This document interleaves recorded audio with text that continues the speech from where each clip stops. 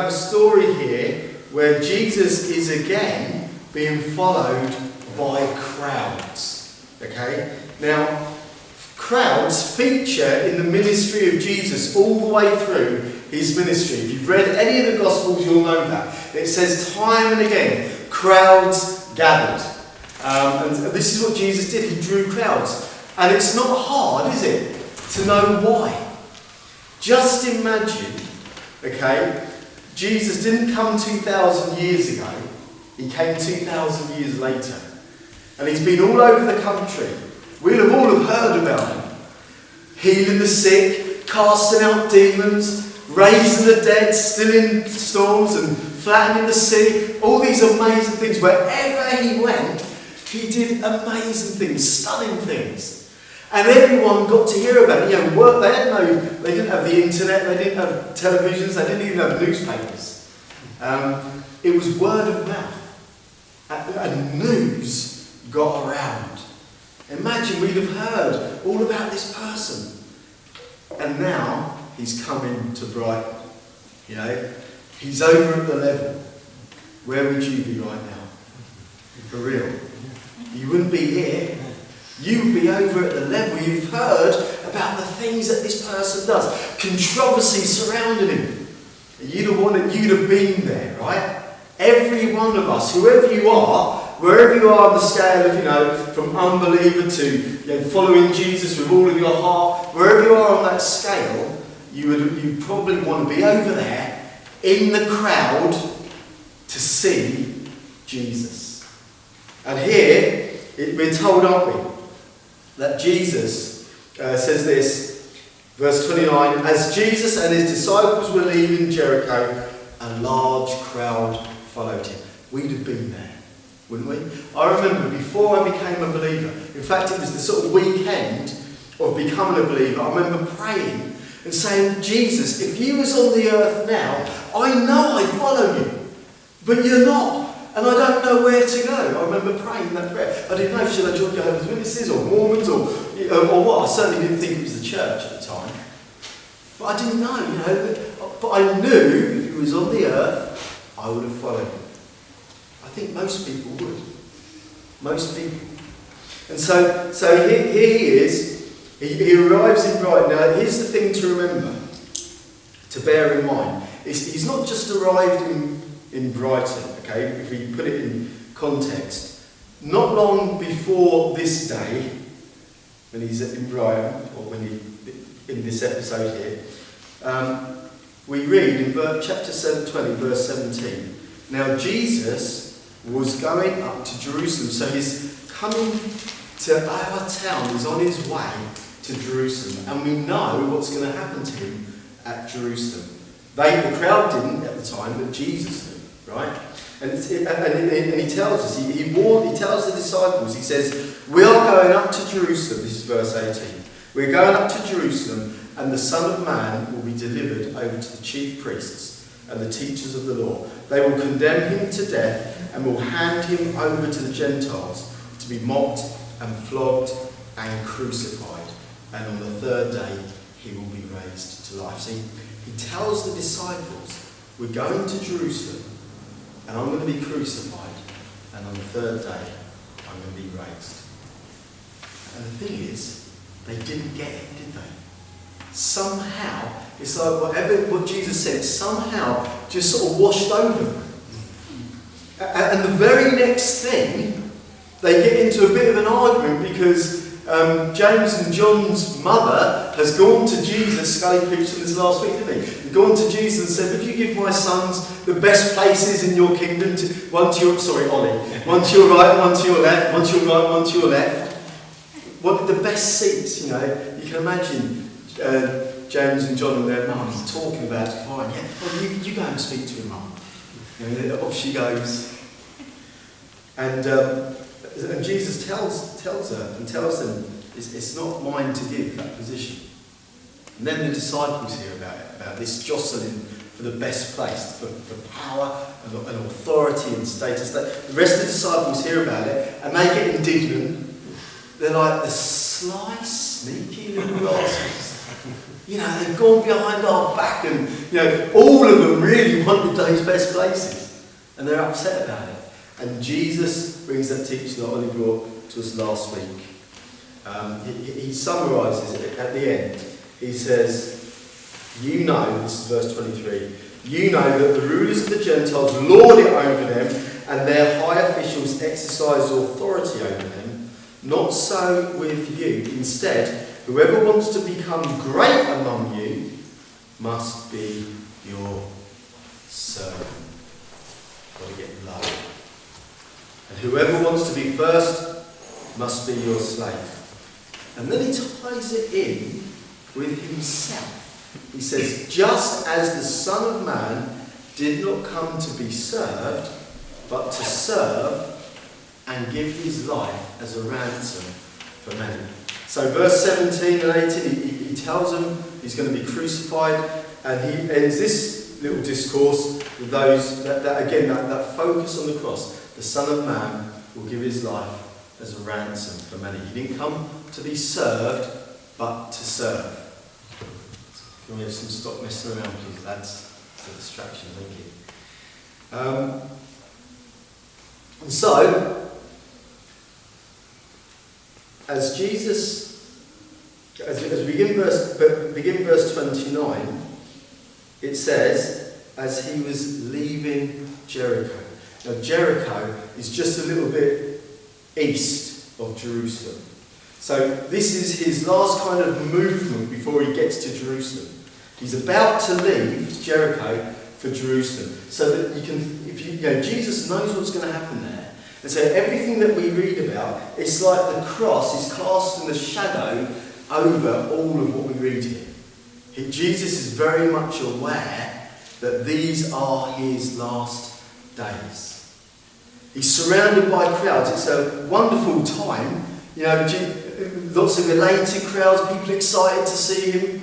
Lots of support for Jesus among the people at this time. And as I said, we would have been there, wouldn't we? Given the chance, we'd have been there. Probably just as excited as anyone else. And so Jesus is surrounded by the crowds. He's walking along the road. And we see, don't we, two blind men. Verse 30. Two blind men were sitting by the roadside. And when they heard that Jesus was going by, they shouted, Lord, Son of David, have mercy on us. So we're going to focus on these two guys in a minute, but we're just keeping our eyes on the crowd at the moment. How does the crowd respond? Basically, the crowd tells these two people, shut up. You're a distraction. They're there to see Jesus, and there's these two basically down and outs, being a bit of a distraction, a bit of an embarrassment maybe, and they want to shut them up because they want to keep focused on Jesus. They want to see Jesus do something. They've heard about what he does, and they want to see something. And they don't want the distraction of these blind, down and out, good for nothing. This is how they deceive them. People. And so, here's the thing. We would have been among the crowds. I know I would have. But not necessarily for the right reasons, because although the crowds saw Jesus, perhaps they saw the miracles that he did, some of them at least, that they were keen on following him, they were hearing the things that he was teaching, they saw Jesus and yet they completely missed him. If anything, they were blind to who he was. He had come to serve. He had come to serve and give his life. They wanted to be dazzled. Now I hope that if I was among those crowds, I would have wanted more than that. But I would have probably wanted that as well. Wouldn't you? We love to be entertained. And but they completely missed the heart of Jesus. They saw him, but they didn't see him. And we can slip into being something like those crowds, where we see him, and we're amazed by him, dazzled by him even, and yet somehow miss the heart of the Lord Jesus. What he's really about. We can miss it. The crowds were blind, even though they could see. Because they completely missed the heart of Jesus. We'll look at the heart of Jesus in a moment. We'll just take a quick look at it now before coming back to it. How did Jesus respond in contrast to the crowds? Jesus stopped and called them. What do you want from me? What do you want me to do for you? He asked. And they said, we want our sight. We want to see. And so Jesus went and touched their eyes, and they immediately they got their sight. That's the heart of Jesus. We're going to come back to him in a few moments, but that's just a quick contrast between him and the disciples. He just wanted them out of the way. Shut up. We've got more important business. They had eyes to see, and yet they saw nothing. In fact, it's the blind people that call Jesus what? Lord, Son of David, they say. The blind people that don't see him call him Son of David. Do you know the only people so far to have called him Son of David, apart from these two blind people, we have to go back to Matthew chapter 9, and we find, I'll just read it, 9 verse 27, as Jesus went on from there, this isn't the same, two blind men followed him, calling out, have mercy on us, Son of David. Son of David, by the way, is a very clear appeal to, or declaration that Jesus is the Christ, the Messiah. That's what it means. And they are unashamedly calling him the Messiah. There was great expectation of the Messiah then, but the crowds weren't at this point calling him the Messiah. They did wonder, maybe, but they weren't brave enough to take that step. But these two blind men here are the first to, they see who he is. The blind see, those that see, the crowds, missed it. And then again in chapter 15, Matthew chapter 15, we see someone else that refers to him as Son of David. Leaving that place, Jesus withdrew to the region of Tyre and Sidon. A Canaanite woman from that vicinity came to him crying out, Lord, Son of David, have mercy on me. A Canaanite. Canaanites, they had no place among God's people. They were the last people. They were the people that were displaced by the Israelites when they went into the land. It was a woman, no part of God's covenant people, and yet she sees, this is the Son of David. She's heard something of him and recognises. Down and outs, cast outs, they're the ones that saw. The blind saw more clearly than the crowds with their eyes. Isn't that surprising? But just keeping our eyes on these blind men, they call out to the Lord Jesus, Lord, Son of David, have mercy on us. Have mercy on us. Not only did they see who Jesus is, they saw the reality of themselves. They saw in Jesus someone who would give them mercy. That's what they needed. They needed mercy. One of the things that the crowd got wrong is, again, another mistake that we can make. They didn't see Jesus as someone who would give them mercy. They probably didn't think they needed mercy. They probably didn't think they needed mercy. What they wanted from Jesus was a military or a political leader who would overthrow the Romans to make their lives better. They thought Jesus would do the things that he could do the things, politically, militarily, to make their lives better. That's what they thought Jesus was going to do. Of course, the crowds did finally call Jesus Son of David in chapter 21. The crowds, chapter 21 verse 9, the crowds that went ahead of him and those that followed shouted, Hosanna to the Son of David. They did it. It's kind of like, took them a long time, but the momentum had built, and finally it's like the corks popped out of the champagne bottle and it's overflowing. It's safe now to call him the Son of David. There's strength in numbers. Everyone's doing it. And so being part of the crowd, it was easier to do it then. But even as they called him Son of David a week later, again it was the crowds that were calling crucify. Crucify. They never saw. They were blind. They didn't think they thought they needed a military leader who's going to make their lives better. They didn't see someone who would give them the mercy that they needed. But the blind men did. Son of David. They're not saying, be our leader and go and overthrow the Romans. Look, they're saying, have mercy on me. Mercy. They knew that they were helpless. They knew that they were hopeless. They knew that they were broken. They knew they needed help from the Son of David. They needed mercy. They're a great picture of all of us. They really are.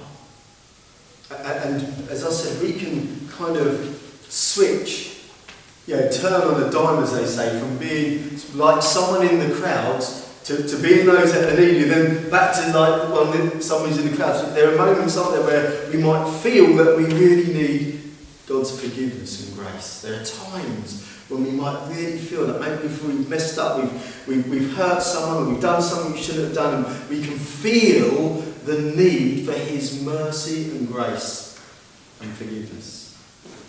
But so often, when we're not aware of anything particularly bad that we've done, we then become self-sufficient, self-reliant, and we don't feel the need for the one who will give us mercy. We maybe look at others, the blind, as it were, the needy, and think, well, they really need his help. And forget, no, we are all. When we think that we don't need his help, then we're blind. That's the reality. And so the truth is, we are all like those people, those blind men, but we just forget it, or we don't know it. They saw Jesus. The blind saw him. Those that could see didn't. Because if they had seen him, they wouldn't have told those men to be quiet. Would they? They'd have said, Lord, here's someone that needs your mercy. They'd have known. And so you see the blindness of the crowds. We see the sight of the blind. This is another thing to notice about the blind. There they are in their hopeless state, calling out to Jesus. There's our hope, they're thinking. We've got some hope now. And calling out. And the crowd's all trying to shut them up. What do? They shout all the louder. Isn't that good? They shout all the louder. Think about Jesus' question. They catch Jesus' attention. Here's the thing, right? It's like Jesus has got ears like radar things that will naturally home in on those that are looking for mercy. He notices. He doesn't miss that. And he doesn't miss their cry, despite the crowds trying to shut them up. And he goes to, we don't know, it says that he called to them, what do you want me to do for you? Now we don't know if he called them to himself and somehow they got to him, or if he went to them. Either way, the gap was closed because he touched their eyes, it says. That they had a touch of Jesus. They were honoured by that. Imagine being in the crowds and then being the person that he singles out.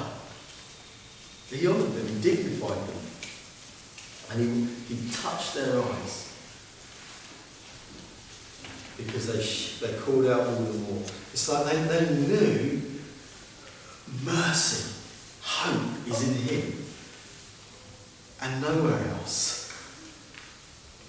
And sometimes we might feel like that. We know, don't we? It's true that there's a whole load of things that only the Lord can deal with.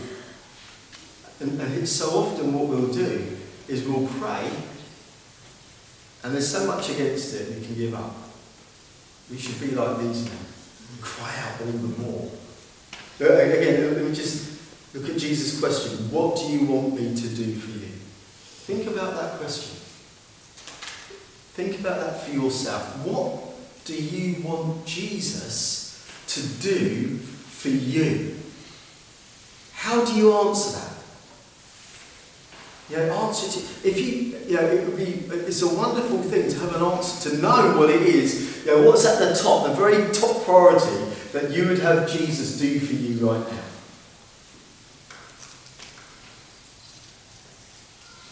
You have to ask him. Ask him. Call to him. And don't give up.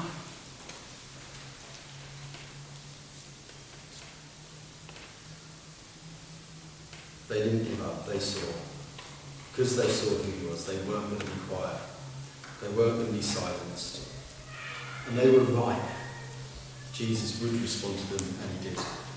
And then we see the heart of the king. Now, Jesus, they called him Son of David. In other words, you are God's chosen king. That's what they were saying. That's what it meant. That's how they understood it. The Son of David was God's chosen king that the people of Israel were waiting for and expecting. And these two blind men, they were saying, you're him, we know you are. And that being the case, we know that that's true, don't we?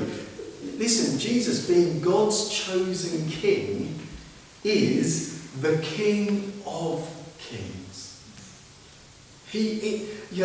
Power resides in him. Incredible power. Now we know, don't we, that the way he used his power was graciously, full of power. When they came from with lanterns and torches, Peter pulled his sword, didn't he? Jesus said, don't you think I could call upon my Father?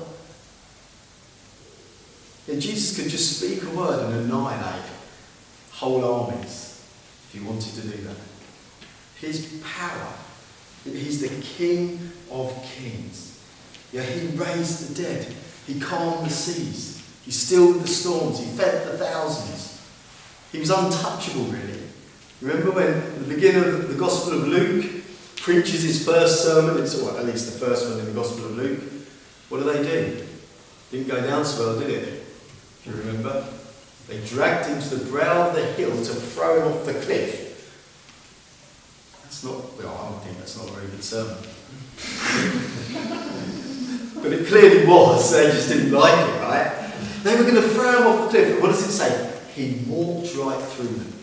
I don't know how that, when we get to glory, I hope we can go back in time and see things. And that would be a great thing to see. How did he do that? He walked right through them. You can imagine them. They can't get hold of him or something. I don't know.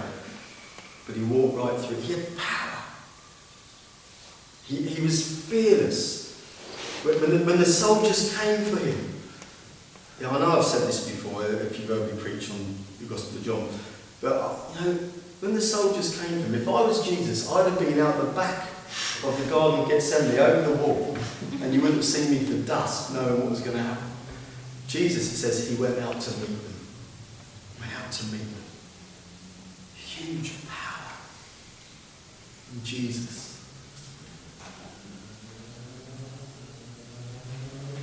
But what did he say? The Son of Man came not to be served, but to serve. What do you want me to do for you?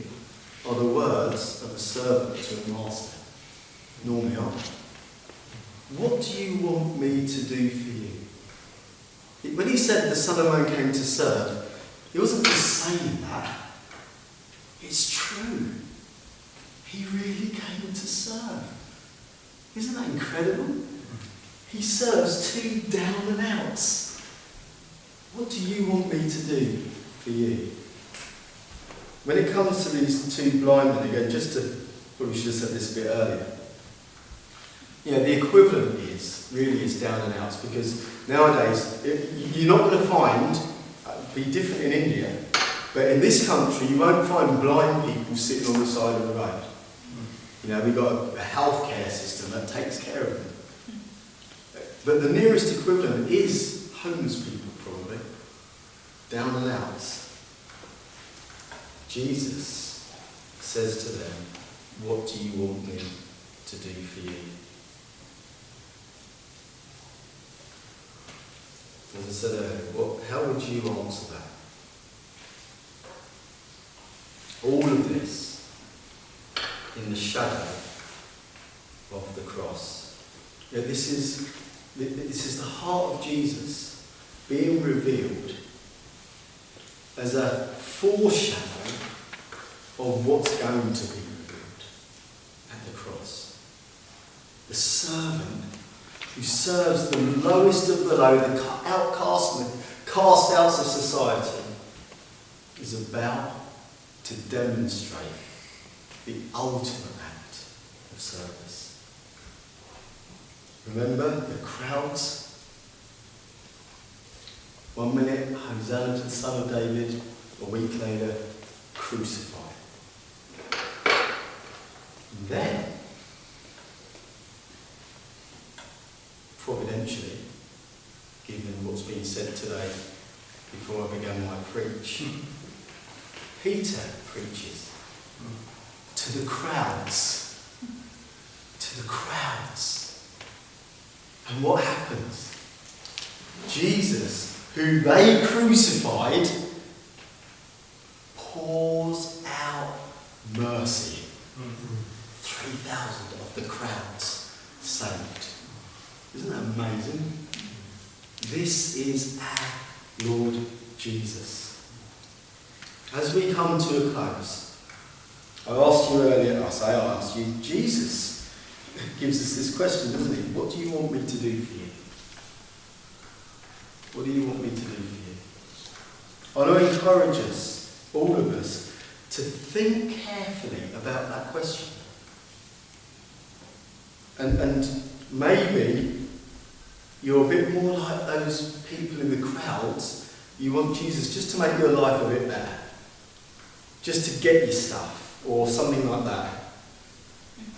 And if that's the case, then take the journey of the crowds right the way through to Acts chapter 2, where actually you realise what you need isn't him to do stuff for you or give you stuff, but you need his mercy. And then some of us, we're a bit like those blind men. We're very much aware of our brokenness and helplessness and feel a bit rubbish and a bit useless. But the mistake that we make is we think Jesus wouldn't really be that interested in me.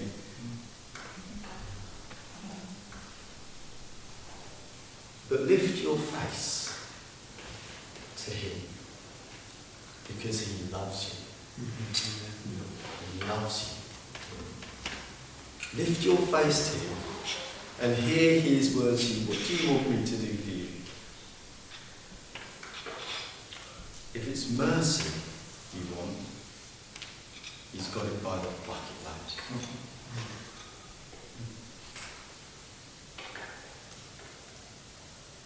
And the last thing that I want to say is this. If we are recipients of such mercy, then again, let's not be like the crowds and forget about the down and the outs, the weak and the vulnerable. People that might seem like a bit of a waste of time. Let's not labour people like that. They're objects of mercy. I said that was the last thing, actually it's not the last thing, it's the second last thing. The last thing is this. That, again, the crowds, that they wanted to hear what Jesus had to say, they wanted to see what he could do. But it was the blind men who Jesus touched and gave them sight. Don't be satisfied with just hearing and even just seeing, but to have that intimacy, that touch of Jesus upon your life daily, to know his hand on you. What a wonderful thing, isn't it? His hand on you in love, giving you everything that you need, that you might live for him. Let's close our eyes.